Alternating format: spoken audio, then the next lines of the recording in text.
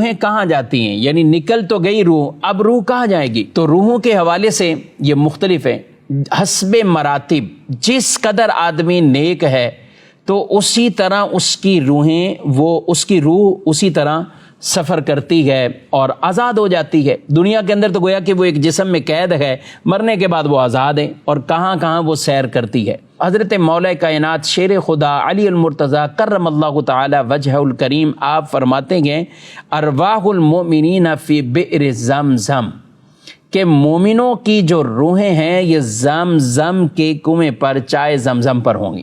بعد نے یہ فرمایا کہ ان الروح اذا خرج من الجسد کان بین السماء والارض، تو وہ زمین اور آسمان کے درمیان ہو جاتی، وہ زمین اور آسمان کے درمیان، اور جسم کی طرف بھی لوٹتی ہے لیکن زمین اور آسمان کے درمیان اسے کہا گیا کہ وہ گویا کہ رہتی ہے۔ اور یہ بھی فرمایا گیا بعض کی پہلے آسمان پر، بعض کی دوسرے آسمان پر، حسب مراتب یہاں بھی ہوگی۔ اور ایک حدیث نبی پاک صلی اللہ علیہ وسلم نے یہ بھی ارشاد فرمایا کہ ان ارواح المؤمنین فی السماء السابعہ، کہ یہ 7ویں آسمان پر ہیں، اور وہ روحیں کیا کریں گے؟ ینظرون الی منازلہم فی الجنہ، وہ جنت میں جو ان کی جگہ ہیں، جو ان کے مقام منزل ہیں، تو وہ اس کو دیکھ رہے ہوں گے، یعنی 7ویں آسمان پر روحیں ہوں گی اور وہ اس کو دیکھ بھی رہی ہوں گی کہ جنت میں انہیں کیا مقام عطا فرمایا جائے گا۔ تو حسب مراتب اچھوں کی، مومنوں کی روحیں یہ حسب مراتب علو کریں گی، بلندی کریں گی، سیر کریں گی۔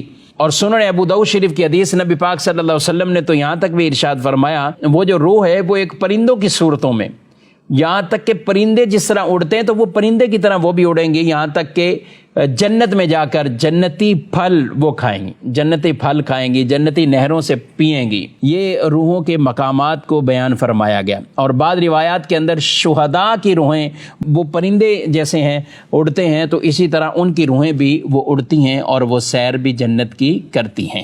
تو مسلمان کی روح آزاد ہو جاتی ہے اور وہ سیر بھی کرتی ہے۔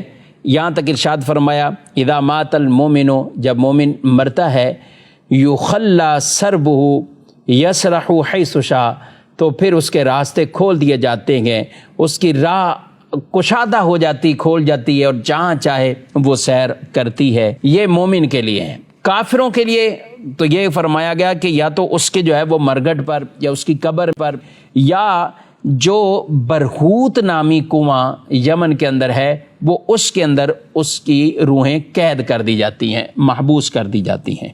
اور جس طرح مسلمان کی روحیں اعلیٰ علیین تک پہنچتی ہیں، کافروں کی روحیں اس کے برعکس زمین میں پہلی، دوسری، تیسری، یہاں تک کہ بعض ایسی روحیں بھی ہیں کہ جو سجین کے اندر سب سے نچلے طبقے کے اندر ان کو قید میں کر دیا جاتا ہے۔ لیکن جہاں بھی ہو روح کا تعلق بدن سے گئے، وہاں عذاب ہے تو روح کو بھی تکلیف ہے، وہاں ثواب ہے، انعام ہے، تو روح کو بھی وہ لذت اور راحت ملے گی۔